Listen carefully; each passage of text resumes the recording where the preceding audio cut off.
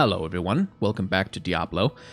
So, the purpose of this series, as I originally conceived it, has run this course. Originally, I wanted to do this series of videos exploring Diablo, specifically to gather some thoughts about the game series for a video essay that I'll be doing eventually, with some more properly structured arguments and such, and I wanted to gather some gameplay footage, and insofar as that was the purpose of the series, that has run its course. And it was also a way to fill some space on the channel while I was away at a convention, because YouTube will punish you if you don't upload all of the time. So, why are we back here? Well, because it seemed like people enjoyed spending some time with me in Diablo, and having me just talk about the story and the aesthetics and sort of the characters and what's going on there.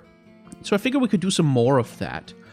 For two reasons. First of all, because having some content like this that is relatively easy to produce to use as filler is useful to have, and it's going to be especially useful in the time to come, I think. Because I'm not sure if I'm going to have a vlog up about this yet when this video goes live. I'll probably will, and it'll be on the vlog channel, and you can go over there and check it out. And maybe I'll have an announcement video on the main channel as well, I don't know. But there's been a death in the family very recently as I record this, and there's going to be all kinds of stuff to take care of with the funeral, and dealing with their belongings, and, you know, just dealing with it emotionally. I'm not feeling the shock of it yet, but I might soon. And when I do, it's not entirely certain that I'll be able to keep up a regular upload schedule, so having something relatively simple like this, where I can pretty much just, you know, click my mouse and talk, is from a business standpoint, and I know that's very boring to talk about, but from a business standpoint, that is useful to me right now. So I hope you'll forgive the filler content. It's sometimes you need to just fill a little time, and I hope you enjoy spending some time with me in Diablo. So the thing we're going to be focusing on, we're going to be talking about the aesthetics and the visuals of Diablo as much as I can, and sort of hope maybe exploring a little bit deeper some of the storytelling that goes on in the environment and some of the characters that you meet, and how they affect the view of the series as a whole. And hopefully that'll be interesting for all of us. I especially do want to spend some time in Tristram, the town, talking to some of the characters there, and trying to figure out, like, what role they serve in the story, like what point and purpose they have, and how that purpose is expressed, because there are some interesting characters. Like, I especially think that characters like Farnum, the drunk villager, who never gives you a quest. Well, he does it in this mod, which has restored a whole bunch of cut content to the game, but who never really gives you a quest, and who never really does anything except sit around and be drunk and be sad. Talk a little bit about him, like the purpose that he serves, the purpose that characters like Gilliam and Vert serve in the narrative of the game, because they do have very specific purposes, despite not really being important to the narrative, like important to the gameplay. Like, they have no gameplay function, pretty much. Especially in the original game, they have no virtue in that sense. They serve no utility. Their only attributes really are their contributions to the mood of the game, to the feeling of the game. And that's something that's quite interesting, because that's something that video games nowadays are generally kind of reluctant to do. Like, there's a general reluctance, I think, in gaming to spend time, you know, designing a character and including voice lines, and, you know, placing them in the game and creating relationships and all that stuff, if the character is not going to be directly relevant to you know, the gameplay. With, they're not going to have a story quest, if they're not going to have a story arc, if they're not going to, like, do something special or be kidnapped and you have to rescue them or something. Like, there needs to, in modern game design, a lot of the time, incidental characters who are just kind of there seem to be, I wouldn't say discouraged, because I don't know that anyone is discouraging it specifically, but it's something that's not really done much because it feels like waste, especially if in you know, the big, not in the indie space. In the indie space, they do it plenty, but in the big AAA games, that seems like something that they're kind of shying away from doing very much, which I understand because, like I said again, there is a definite cost to spending time putting a character in there for no other reason except to just kind of have them there. That's it's expensive, especially in a modern AAA video game, just to make a character at all. Is it me? There's zombies down here. Oh, it's definitely zombies. And so I've always liked that about older games, especially a game like Diablo, but also I think of a game called Crusader, which I don't know if a lot of people ever played, but it was called Crusader No Remorse and Crusader No Regret. It was 2 games in the series. I can never remember which one came first. But they're this lovely late 90s dystopian sci-fi video game series where you play as you know, an assassin who formerly worked for the evil totalitarian government, but now you're working with the rebels. And that game too was very good at just including characters who were there for no other reason except to just kind of hang around in like the rebel base had a bar. And the characters that would just hang around there. Oh boy, these archers have cold. Freeze. Oh boy, if I run into a big group of archers, I'm definitely gonna die. Who were there for no other reason except to just be there and to add a little bit of flavor to the proceedings. And I remember loving that a lot. Just that whole idea of just because you can just go around and talk to them and they would all have shit to say. And they were FMV sequences too, which, like, again, expensive to produce, expensive to put into your game when you don't get much out of it in terms of gameplay. And they had very distinct personalities. They weren't well acted, I won't say, but then neither are any of the characters in Diablo, but they had a charm to them. And there is a charm to this sensation of just stuff that's just there just because. And I kind of touched on that well, again, I don't know actually if any of you will have seen that, but I do, on my vlog channel, I play Castlevania Symphony of the Night and talk about my feelings. Because, you know, why not? And one of the things I remarked upon in Castlevania was that there's a lot of details in that game. There's just a lot of stuff in that game that is there for no reason. Like, for no reason except to have stuff there. Like, there's a room in Castlevania Symphony of the Night where there is a priest. That, like, well, there's a couple of chairs and there's a confessional, like a classic Catholic confessional. And if you sit down in one of the chairs, then a priest will come out and take your confession, a ghost priest. And sometimes that priest turns out to be an evil ghost who, instead of taking your confession, stabs through the confessional booth with, like, multiple weapons and tries to kill you. And there's no... Oh boy. Oh, that's not good. That's in fact really bad.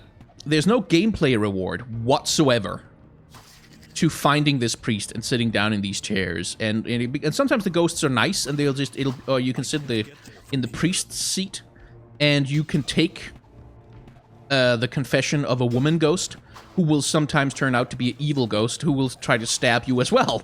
And that's something that's completely randomly, like, whether it's a good ghost or a bad ghost, it's a completely random event. And it's there for no reason. And it reminds me of something I saw from the development of Castlevania, where the developers were commenting on why they put certain details in the game. And apparently originally in some of the vases around the castle, there were going to be flowers in the vases, just there. They didn't do anything, but they would grow in real time as you played the game. And when asked why they put them in there, they said for no reason. And that's the kind of thing that, to me, feels like it's hard for game companies to justify in modern AAA video games, because it's expense for no direct... Oh, Christ. Return. Oh, God. Oh, my God. I'm glad I have a lot of healing potions, because this is just attrition. I need a charge ability or something. I think in this mod, the warrior does have, like, a charge ability that lets him close gaps. But I only get it later, I think. Stuff that's just there because why not have it there? Why not put it there? Why not make it a thing that's in there? And I love that. Like that's the kind of thing that really that charms me about video games. And charms me about stories in general. Like my favorite part of the Lord of the Rings is Tom Bombadil. Just like all the other stuff, yeah, there's great other stuff. There's like the ring wraiths, and there's like Sam and Frodo and their wonderful relationship, and there's epic battles, and there's Aragorn, and there's Tolkien making an argument for the divine blood right of kings. That's also a thing that's in Lord of the Rings. It's in Lord of the Rings a lot. Oh boy. But my favorite part of Lord of the Rings is just the scenes with Tom Bombadil. Just Frodo, Sam, Merry, and Pippin run into this singing happy dude who has like an antagonist who's a grumpy tree, and he sings songs to calm the tree down, and he has this gorgeous ass wife who's just hot as heck for no good reason, and they hang out and they eat food there and they have a party, and he puts on the One Ring and nothing happens to him. Why? Because no reason. Like Gandalf, even like when they ask Gandalf about it in Rivendell, he's like, I don't know. He's like, he's just old and he's always been here and we don't really know. And Tolkien himself described Tom Bombadil's character as a fantastical element that cannot really be explained, as something that even he does not quite understand why it's there, but it just seemed to him that it needed to be there. And that's magic to me. Like that's a certain kind of magic when you can do that and make it feel right. Because like it's easy to just put shit in and not know what you're doing, but there's something about putting something in that's just there for I have no room. Mood, essentially. Something that's just there for no other reason except it feels nice to have it. That to me is kind of wonderful. And that's a charm that Diablo has. Like, there's stuff that's in here just clearly just because, oh, this feels right. Like, this feels like it enhances the sense of the world. It enhances the sense of what's going on. And that's something that I don't think I would find. I mean, full disclosure, I haven't played Assassin's Creed Odyssey, but Odyssey, it feels like it's the kind of thing I wouldn't find there. Like, I wouldn't find something that the developers put in just because, except, like, tiny little Easter eggs that like, they managed to sneak in there, like a reference to another video game franchise or something like that. Which is fine, but it's not quite what I mean when I say something that has no reason to be there except it adds to the mood, it adds to the feeling of the world. That is something that's exceedingly rare. And by the way, if you have any examples of video games that do this, like that have stuff in them that's just there because it feels right in the world, but they don't do anything, like they have no quest associated with them, they have no special properties, there's no Easter egg or magic thing that you can get if you talk to them enough or anything, they're just kind of there. Please tell me in the comments, because that's the kind of detail that I love, and that's the kind of thing that also I might want to do a video on someday. And that's something that's here. So let's, since we are back in town, let's go ahead and chat with Farnum the Drunk. Now, I do believe he has a quest in this mod he might give us. Kind of fellow drinking peace? Nope, okay. I want to tell you something, because I know all about this stuff. It's my specialty. This here is the best. The best. That other ain't no good since so stupid dogs. That's Farnum. Farnum the Drunk. And that there, like that kind of thing, he'll occasionally mumble something about some of the other characters in town or stuff like that, but he's just not. No, you can't make me go back there. I won't let you take me. Too much pain. Too many dead. Can't get the blood out of my eyes. Of my mouth. And then there's the other part of Farnum, which is that he was one of the people when early on in the game, and this is something that's not really told to you. There's a lot of people are abducted into the cathedral by the demons, including Vert, the little shitty kid who hangs around the village. And Lazarus, the archbishop, leads a bunch of the villagers down there to try and rescue the other villagers, except, of course, he just fucks off and leaves them all to die. Farnum survives. At least physically, but mentally, well... Big cleaver, killing all my friends. Couldn't stop him, had to run away. Couldn't save them. Trapped in a room with so many bodies, so many friends. No!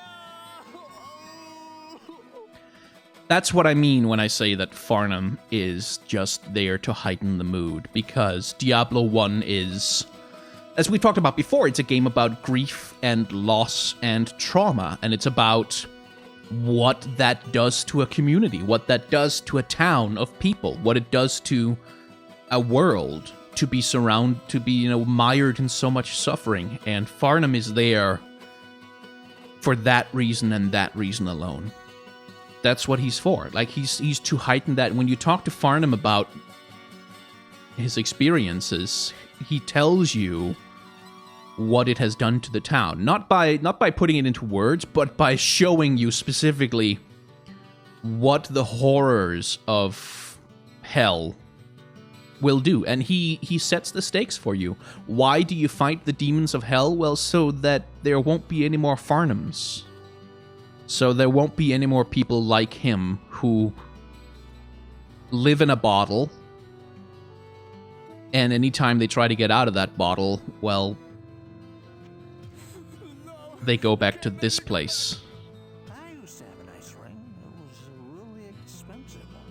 Blue and green and red and silver. Don't remember what happened to it, though. I really miss that ring. And for a lot of the other quests that you have, Farnum just says that. Like, he just mumbles about something random that occurs to him as a person. And again, he never, as I recall, he never actually offers any useful information to the player whatsoever. No matter what quest you ask him about, no matter what gossip you get, no useful information to the player whatsoever. Much unlike Kane the Elder, who constantly drops hints about stuff. You must have been speaking with Wirt. His is a sad story indeed. That poor child was taken into the labyrinth by the demons, ripped from the very arms of his mother, Canis. May her soul rest in peace. The boy managed to escape, but only after they had chewed off his leg, and he has not been quite sane since. He often speaks in riddles, but his knowledge of the labyrinth may hold some truth. See, Kane is the opposite of Farnum. Kane is profoundly informed, profoundly rational. He has, because he's the last of the Horadrim, as you will learn if you've played any of the other Diablo games, an ancient order of demon-fighting mages and shit like that. He knows about the labyrinth. He knows about... Excuse me. Oh, God, timing. Right as I'm recording. Every time. He knows about the labyrinth. He knows about what's happened to the other townspeople. He can interpret what has happened to them. Indeed, as you saw, where he explains to us why Wirt is the way that he is. And so he provides that contrast, that more cerebral approach, but also a more accessible approach. Like, if you're not necessarily in a headspace where you want to complexly interpret the behavior of video game characters, well, Kane is the guy who can tell you in no uncertain terms, why is Farnum the way he is? Why is it Wirt the way he is? He can talk about the other people in town, their characteristics, and, explain to you in rather cold and logical terms why they are the way they are, why they know the things they do, why they care about the stuff they care about. And that too kind of helps, like that. It informs Kane's character. Like later in the game, when it's revealed that he's the last of an ancient order of demon-fighting mages, you go, so this is why he's the only one who's not profoundly traumatized by what happened to Tristram.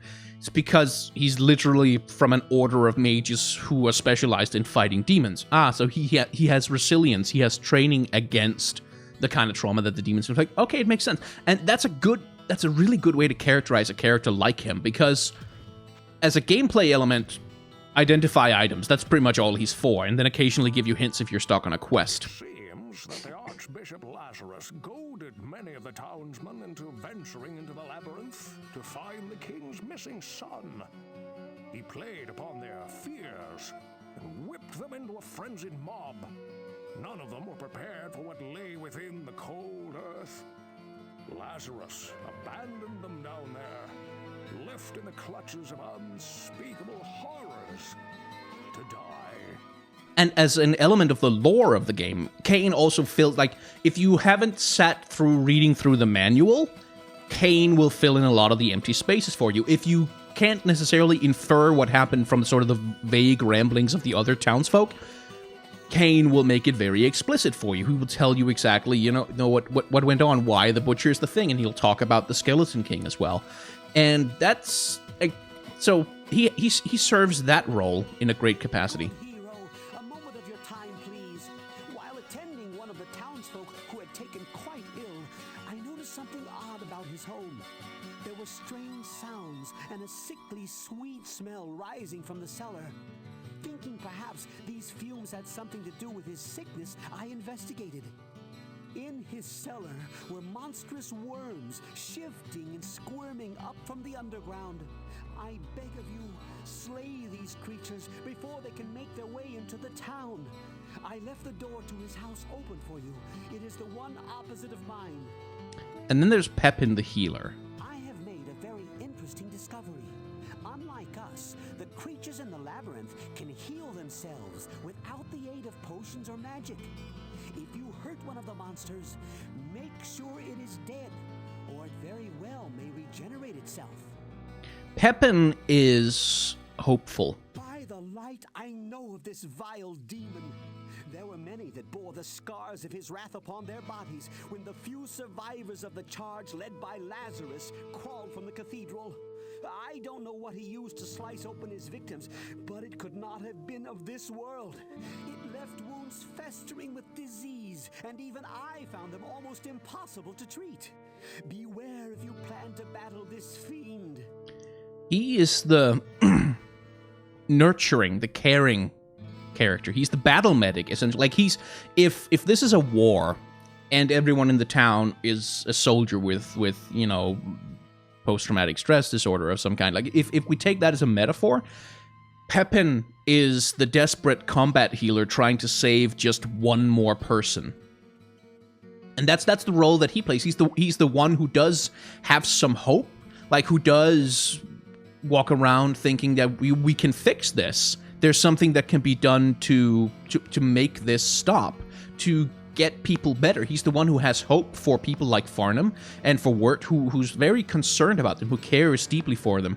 And then there's Ogden, who's a community leader. Greetings, good master. Welcome to the Tavern of the Rising Sun. Essentially the mayor of the town. He's the community leader, but he's also so very young. Pepin is a good man, and certainly the most generous in the village. He's always attending to the needs of others, but trouble of some sort or another does seem to follow him wherever he goes. He's young. He's in over his head. He's trying to hold this community together with both hands in the face of all this misery and trauma. And so it is appropriate that he is a tavern owner, that he's the proprietor of an inn, a place where people gather, a place where people come together, a place where they have community. But he's also so young. He's a child compared to even characters like Griswold or Pepin. Unprepared for the misery that has befallen the town and unsure of how to handle it. And that's, again, all of it, every character serves some purpose in that regard to heighten that aspect of the storytelling, to heighten that feeling of the town. And that's, again, something where, if I think about Diablo 2, some of that sense of storytelling is still there. Like, you can kind of get a sense what each member of the community in the various areas and camps and stuff you go to, you can kind of get a sense of what role they're supposed to play within their community. But to me, at least, there's less of a... Because you go to so many different locations, and because you're never really truly immersed in any of them, you never really get that full sense of who are these people and why are they the way they are, and what are they supposed to say about their communities. Like when you think of the rogue encampment in Diablo 2, we've got Adria, who's the spiritual leader, the healer, like the person who cares deeply for her people and who's looking forward to the future and who has these, who has the vision to hold it all together. And then there's Charcy, who's sort of the cheerful, sort of the practically minded, cheerful person who tries to see the best in everybody and who's just, making stuff to help keep people safe and stuff like that. And then there's Geed, who's the opportunistic, robber, essentially, who's basically just here to exploit the community for everything that they're worth. And then you have, what's her name? The war leader. The lady who gives you rogue mercenaries. She's the hardbin. I'm gonna fight. I'm gonna fix this problem. That's very much what she's about. But I never got the sense that all of them together as characters were telling a specific story about who the rogues are as a people and what they want. Like, there was an attempt to do it. Like, there was an attempt to contrast the war leader with the spiritual leader and sort of set their ideals kind of slightly against each other, with Charcy as the peacemaker in between and stuff like that. But for me, it never really came together quite as nicely because, again, in Diablo 2, there is no character like Farnum. There's no character like him. And that's the quest for his... For his house. There is no character like him who's just there to be a character who you just talk to and who just says stuff. And by the way, Gillian... Good day. How may I serve you? Our blacksmith is a point of pride to the people of Tristram. Not only is he a master craftsman who has won many contests within his guild, but he received praises from our King Leoric himself. May his soul rest in peace. Griswold is also a great hero. Just ask Kane. See, Gillian, too, serves that kind of purpose. Again, she does not give you a quest. She never really has anything interesting or useful to say about your, the quests that you go on, because she's a barmaid. Like, what she doesn't know that much, except sometimes she overhears little details from adventurers or something like that that might be useful or interesting. But again, she's also a character who's just kind of there to be there. To be a part of the game, to heighten the mood. And that's something that in Diablo 2 was kind of starting to go missing. And in Diablo 3, it's gone completely. Like, in Diablo 3, it's completely... that sense of any kind of community is completely gone, because, like, the majority of the NPCs in any given hub world, any given, like, hub area, are, like, the people who travel with you. It's like... Leia and Kane, although he dies pretty quickly, and like the Romani woman who travels with you and who can and the very close to racist caricature, the jeweler who travels along with you, and the blacksmith and stuff like that. They are the majority of the characters, and Blizzard attempts to sort of make them into specific characters in their own right, like that they have stories of their own that develop throughout the game, and you learn more and more about the backstory, and so they try to immerse you into this sense of a group of people. But again, because you're constantly itinerant, because you're constantly traveling from place to place, and you never get to kind of... Can't get there from here. Yeah. And you never get to really settle into a place and its mood and its atmosphere, and the environments that you go to and where you fight monsters have very little bearing on the feeling. Like, again, as I've talked about many times before, the cathedral in Tristram is the source of all evil. It is where the evil lives. It is where it comes from. It is where the haunting of Tristram emanates from. And that's why you're going down there to fight it. You're fighting through the cathedral because as a place of power, like as a place of religious power, as a religious center, as a symbol of the ruling class, as a symbol of the clergy, as a symbol of corruption, it becomes the thing that needs to be destroyed in order to save the town of Tristram. Again, in Diablo 2 and 3, that is lost. Like, in Diablo 2, you just go into the wilderness. Like, you just go into some fields where there's some stuff, and it's full of monsters, but the fields themselves don't mean anything to who the rogues are, or how you feel about their world. It doesn't really say anything about how they live their lives. And the same thing goes for Lut Gholein, especially, and the jungle area. It's like, it's just wilderness. It's just places you can go to kill stuff. And very occasionally you might get, a specific location like the Rogue Monastery, which does tell you a little bit something about who the rogues are and how they live. Because yes, they are a just order, but they also do have pretty extensive jails with a lot of torture implements down there in them for peaceful people. So that tells you something about who they are as a people. But it's so rare and so few and far between. And by Diablo 3, once again, it's kind of just all abandoned. Like, you go to places, but and we'll talk about that in another video. This is already 30 minutes long. Maybe I'll intersperse this with some Diablo 3 footage to kind of, because the dungeon design is a big thing I want to talk about when it comes to Diablo 2 and 3. So we'll cut this one here, and we'll continue it in the next episode. So, if you enjoyed these Diablo videos, if you enjoy hanging out with me in Diablo and sort of pontificating and analyzing about what made Diablo such a special game to me, then, there's a like button down below. This is filler content, so I'm not going to make up a reason why you shouldn't click the dislike button, except that if you do click the dislike button, demons will rise up out of hell and claw your eyes out. It's true. I've seen it happen. But if you do want to click it, that's of course completely okay. And also, if you want to support me on Patreon, I would not at all say no to that. That would be pretty sweet if you did that, because it helps me make videos and make a living out of this, even when occasionally life conspires to make it hard to make the kind of content that I usually do. So if you want to do that, thank you very much. Anyway, see you in the next video, I guess.